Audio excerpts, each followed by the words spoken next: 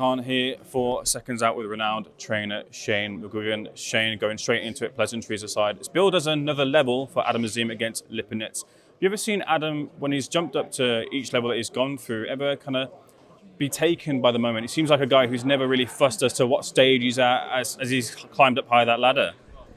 Yeah, I feel like, he's got people around him like his dad and his family and his friends. And then he's also got the boxing people around him, like myself, Jake, my dad, Josh Pritchard, Chris Smith, all of the other campmates that we're all kind of keeping him grounded. I don't think the only thing that could have happened is him just let the success go to his head. But he knows that when you're in a gym that's gassing you up and that happens, But when you're in a gym full of quite humble people and always saying, okay, well, what if you find somebody like this and this can happen? And, there's always that element of risk in every fight, and you've got to make the fighters aware of that. So that's why he's not fazed about the next level. He's excited about it, but he also knows that the most important thing that is he dedicates himself to training and that he gets the win and keeps moving up that ladder. So yeah, it's nice to see. It's nice to see, being a part of it. Know that he's not there yet. He's not there yet. And even when he does get there, we're setting new goals and we're moving on. You talked about in that press conference there about his style and how you kind of put those fundamentals in and meshed his own kind of fight DNA. And sometimes he'll come up with a shot that's kind of out of the blue and not kind of been planned for. What's the process been like, kind of meshing his fight DNA and putting those fundamentals together to make sure kind of he's his own fighter, but you getting what you want out of him? Yeah, listen, I've worked with fighters all the time. I've worked with, like, George Groves, for instance. Like, the thing about George is I got him at like his late 20s, but it was too late to change him. It was like, okay, well, you can't fight close, so you have to shut people off when you're in the inside. You're fantastic at that long range stuff, and you have to be really efficient with your energy. So we're looking at like how he can make the result change from like athletically what we're working with and where like his vision is and stuff like that. So we work on just like winning, and not being like the most complete fighter he can be. Now, when Josh Taylor came to me at the start, we were thinking, let's make you the most complete fighter you can be. Plenty of other people, do you know what I mean? In the past. So I like the fact that when you get somebody in at an early age, like we did with Adam at 18, 19 years of age, we're like, okay, well, you can box, you can counterpunch, the reflexes are great. You're great at singles, but let's try and get you to fight in the mid to short range. Let's get you comfortable there. Because if you've already got that banked, which we can still work on, make you more reactive, make you slicker, if we can get you even just, like, if we can get you up to world level on the inside and you've got that banked, like, you become a sensational fighter. And I think when you see those generational talents, like Ray Leonard and people like that, like they can mix it in they can mix it in close. Like he can mix it with Duran, but then he can outbox people like Tommy Hearns on the outside. So that's where you want to be. You want to be as complete as possible. And like I think that's why I'm so excited about him, because I don't want to take away his flair, but I also want him to be able to be efficient and effective at all different ranges. And I think this is just suddenly clicked, mate. I'm telling you, it's just suddenly clicked. Like he's just getting it, and he's a very good student, but it's teaching someone and then them sensing it is very different thing. You know what I mean? So it's very different things. But when you teach them for long enough, then their senses come up. So where before was catch, counter, do this, do that, move your head, block, shorten him up, drop in and out of range on the inside, like not just always going out. I'm telling him that, but now he's doing it without me even having to tell him. Just what I'm saying, and it's just becoming natural for him. And the sparring partners that he used to spar with and outbox them, now he's denting them and beating them up and hurting them. And these guys are big, tough lads. So they've all said it's been a change in the last 8 months. Before a horror, but it was also nice to see it come to light. But then he's even gone up another level. So I'm really excited. Obviously, there's always an element of risk, but I'm really, really excited about his career, especially now where there's no going back now. It's just moving forward. So the acid tests are coming. So he's done his apprenticeship with Sky. He's done his apprenticeship with Boxer. Like, now it's okay. We're in big fights now and headlines, and you're going to be boxing less, but every fight you're going to have to get up for, and you have to stage a proper training camp, get good sparring partners in, and it's just statement after statement now. It's not. There's no going back. Speaking of risks, what does Lipinets pose to Adam on the 1st of February? And also, it was mentioned to Adam at the press conference, but wasn't mentioned to yourself. He said, like, is this a little bit of revenge for Robbie Davies Jr.? Is it a little bit of revenge for yourself as well, too, to get one back from Robbie as well? I wasn't working the corner for Robbie. Yeah. So I wasn't involved in that fight, and it was nothing to do with Robbie. I mean, I like me and Robbie are still very, very close, and we're still in contact all the time. And Robbie gives people sometimes too much praise. So, he can really bang, and he's really, really tough. Like he can really, really punch. But I just know. I mean, we looked at the landscape of it, and I said, okay, well, this guy's not going to take it. This guy's not going to take it. And then we were down to like people like Masito Gesta, and you're like, is that really? He's a lightweight coming up. He'd be better to be boxing a proper, established 140-pounder, that's been a world champion, and he was the ideal name. A guy that's coming off wins as well. Aggressive. He's genuinely coming to win.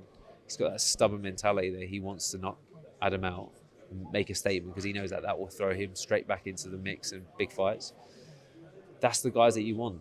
If you're trying to protect somebody all the time, that's not the guys that you want. If you're trying to nick a few quid, but when you're not bothered about that, when you're thinking about progressing the kid's career and making sure that he gets the acid test before he gets to world level, it's the perfect move. Okay, a couple of quick fire updates from the members of your gym. I will be speaking to Caroline. You can include Caroline if you like, but we'll be speaking to her hopefully tomorrow. But CBS, Lee Cutler, and also Craig Richards, what's the latest with them? CBS is back in the gym. He's done a track session with me yesterday. He won't be boxing probably till April, May. He had a cracked knuckle, injured thumb, a slight issue with his rib. Yeah, he's obviously a hard fight, cuts and stuff like that. So, we'll be looking into where he's going to go next shortly. But at the moment, it's just getting him back in the gym, getting him active. Back in Bournemouth. Hopefully, might be nice. Yeah, back in Bournemouth, or maybe an opportunity out in Riyadh season. So, who else are we talking about? Ellie Scotney's boxing on January 25th against Miyamoto. She's in a great place. She's sparring brilliantly. She's in a fight where Adam's in a fight, aggressive opponent. This girl's never lost that Ellie's boxing, but that's what you want. You want someone to really bring out the best in Ellie, and I think she's become a bit complacent in some opponents that she's boxed in the past. Had to go chasing them, they're very negative, trying to nick it, whereas this girl genuinely wants to put on a statement, and she's going to be coming straight to Ellie, trying to knock her out. I think that's going to allow Ellie to showcase what she's really capable of. And Caroline's boxing the weekend, Adam, and Craig Richards is we're working on a fight date for him at the moment. Everyone's in a good place. Lee Cutler, same thing. We're working on a fight date. He had a great win against Steve McKenna. Just looking into their future. We've got a few things scheduled, but not fully confirmed. Getting your thoughts onto the wider boxing sphere, of course, the big fallout from Usyk's repeat victory over Tyson Fury. I just wanted to ask you, off the back of the two fights, do you see anything in the Fury game plan that would say that if they were to have a third fight, he could beat Oleksandr Usyk? I don't think so. I think there was enough in the first fight to consider it, but the second fight, he just got it wrong. And I just feel like Usyk's one of those really, really clever guys that once he figures you out, if he's got your number. And the thing is, to be honest, I was looking at like how many training camps, how many more training camps does Usyk have left, and what's the extent that he can spar at? What's the because he was having injuries before the Chisora fight years ago. He was having to pull out fights. He pulled out a couple of fights. So I was always thinking maybe it would be his body that was going to break down, but he's really looking after himself. He's always in the gym. And Fury get it wrong. He tried to put size on and take a different approach where I get it. That would work for somebody more like Derek Chisora, who's an attacking fighter, someone that's going to try and swarm you and slow you down. But Fury only does that in spells. He's only ever done it really when he's had to do it, and in spells. Like he did it against Steve Cunningham, where got hit with that great shot, and then he mauled him and took him out. But it wasn't like prolonged rounds, whereas he was trying that approach early on in the fight, knowing that he had a lot of rounds to go.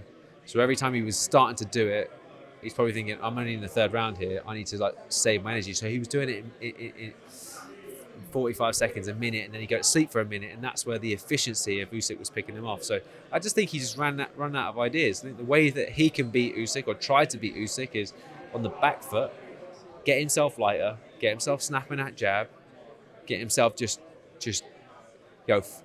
I'm not saying I'm saying when he attacks, go to him, but then move off. Use your feet, because sometimes he gets caught in these things where he's pulling out. But when he was delivering his shots with intent, but then moving off, not delivering them and then getting greedy for the next flurry, because when he threw his flurry in the ninth round in that first fight is when he got nailed over the top. So it was much better when he kept it on ones, twos, maybe a double jab right hook to the body, and then just use that space and use that long arm to just shut Usyk down. But there wasn't enough of that. There wasn't enough of putting his hand out, stopping Usyk's little double jab, stopping his little frantic movement.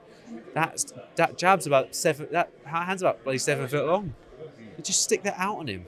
It's a lot easier said than done, but he had success in the first fight doing it. I just think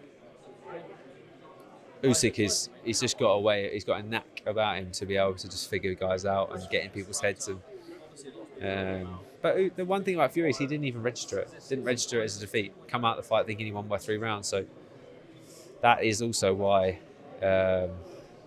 he's still dangerous, Fury, because he still believes he's unbeaten.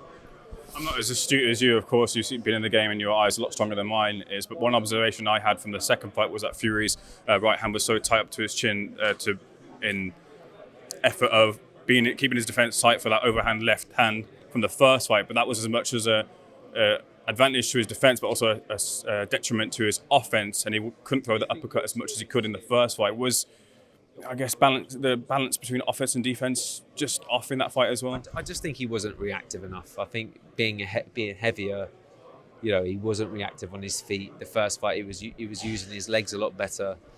The first fight, he was stuck in the mud a little bit. He just wasn't. Whether it's his hand position where it's close to his chin, or whether it's his feet just not moving around.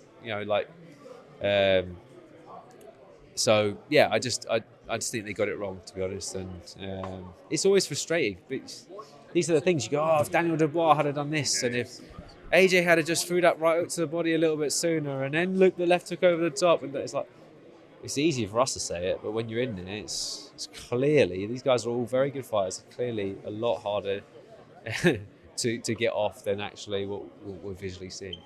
It seems like the path for both Fury and AJ is a fight between the two, which has been mooted for many years. People are kind of talking about the boxing public are saying this is into Khan versus Brook territory. For your eye, are they as brutal as faded as they were then? Definitely not as faded as those two. No disrespect to them, but sure. They really were. Probably like Pacquiao versus Mayweather. Right. They were faded. Sorry, but. Yeah, I mean, Pacquiao had a couple of good wins after that, but he also lost to Jeff Horn, which he should never have lost to Jeff Horn. So, and Mayweather definitely was not as sharp and as and as quick as he once was. So, when he boxed Pacquiao, and it was an anticlimax. And I think the one thing about these two is that they're in a heavyweight division, and they're not sort of as fragile, as it were, as someone like Pacquiao and Mayweather. I think they'll end up being a knockout. Would you favour?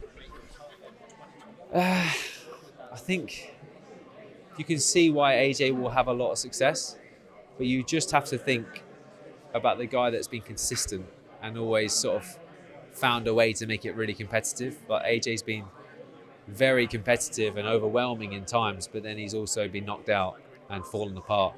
And I think coming off a loss to Dubois, I think you got to favour Fury because there were still rounds where he won against Usyk, whereas against Daniel, AJ just wasn't at the he just got badly knocked out. Speaking of Daniel, he took to the ring after Oleksandr Usyk's moment to probably the wrong time. But yeah, you got to see his point of view where he feels hard done by. But at the end of the day, he got stopped. So will it change in the rematch? I think he'll be more aggressive and he'll probably have a more sustained bout of success. But I just think Usyk's movement and efficiency will be too much. But we also don't want to see Usyk lose because of age and father time. Do you know what I mean? We don't want to see that happen. We want to see him. He should pack it. He should actually pack it in. I think I'm a bit brutal when it comes to this. I think AJ should. I think Fury should. I think Usyk should. Let the new wave come through.